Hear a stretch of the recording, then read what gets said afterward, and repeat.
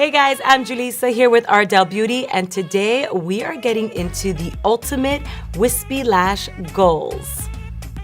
So before I give you guys my favorites, I want to tell you what's in the box. You can find Wispies, Baby Wispies, Double Wispies, Wispies 113, Wispies 600, Wispies 602, Demi Wispies, Baby Demi Wispies, Double Demi Wispies, Wispies 122, Wispies 601, and Wispies 603.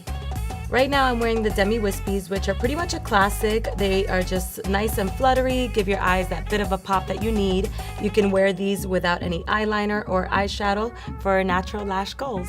My second pick are the Double Wispies. They are the closest to the classic Wispies, just with that double pop that sometimes you need in your life.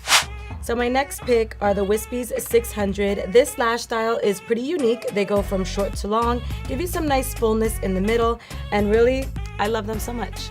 So my last pick are the Baby Demi Wispies. These are really natural, they're easy to apply. So if you haven't really found that confidence in applying lashes, these are a really good starter lash. And I actually wear these on days where I want that no makeup kind of look.